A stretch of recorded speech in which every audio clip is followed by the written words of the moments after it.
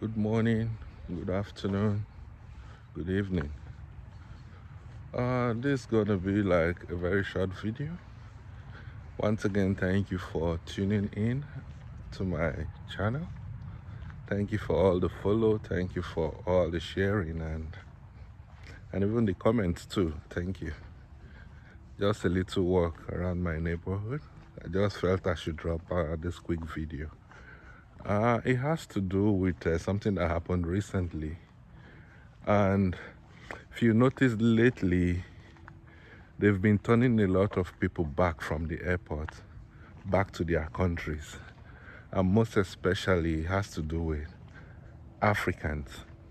And this cuts across international students and probably some other people with maybe just visitors visa, and they just came in and they are not well prepared. And what I want to address today is about someone that came into Canada, I think that's 2 weeks ago, and he just came in with a visitor's visa. And normally, just like the way we do in Africa, especially Nigeria, if you are coming in with a visitor's visa, it means you are coming in as a tourist. Yeah? So you just come, maybe spend your vacation, and you go back. But most Africans, especially Nigerians, when they come like that, even with visitor's visa, their intention is actually to stay in Canada. So this young man came into the country with visitor's visa. And back then when you are applying for the visa, if you are coming for a visit with a visitor's visa, you need to as one of the requirements, you need to put specifically where you are going to stay. Yeah? If you are living with someone, you have to put the address, and probably they will contact the person to find out if it's true or something like that. But most people, they tend to do hotel reservation. And now when they do hotel reservation, maybe they say they are going to stay 2 or 3 weeks in the hotel. They just pay for 1 day of the 2 or 3 weeks. They pay for 1 day. And by the time they pay for that 1 day, so the reservation is confirmed. The intention is just to use it for the visa. Most of the times, these people, they don't even go near the hotel. As soon as they enter into Canada, they just vanish into thin air.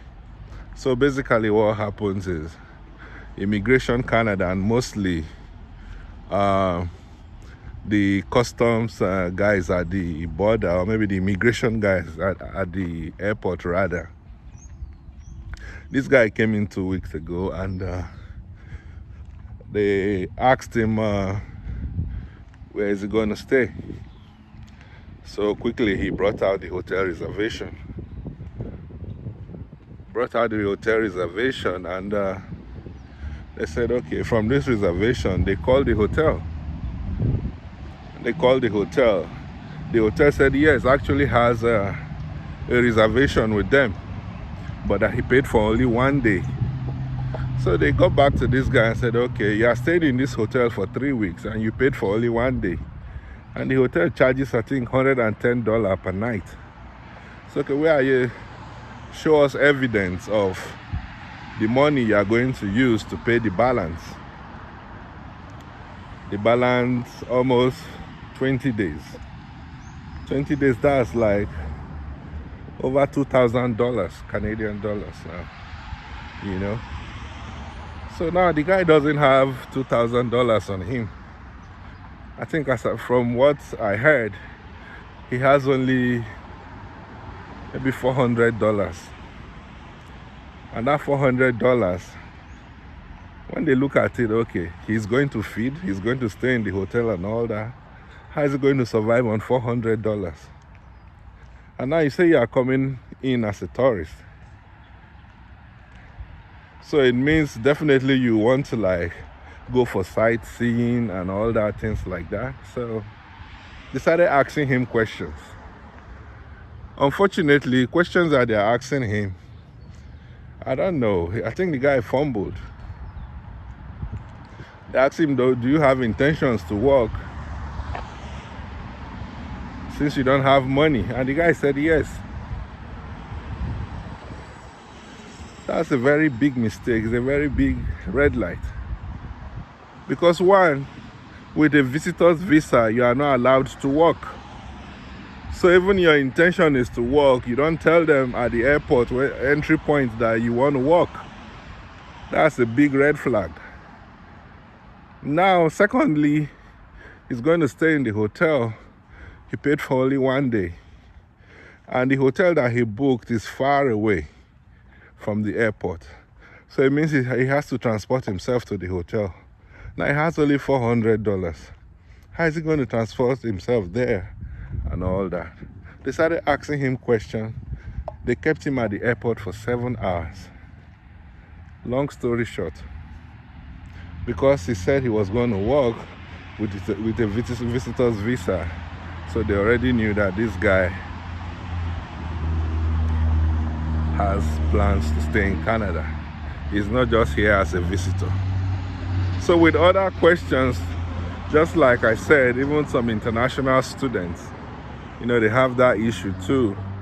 Maybe you come in, your tuition and all fully paid, or just like that, some other issue. Long story short, the guy was sent back to Nigeria. That's just the truth. He was sent back to Nigeria. If you have a visitor's visa, even your plan is to stay, don't ever make that mistake of saying you want to work. You cannot work with a visitor's visa.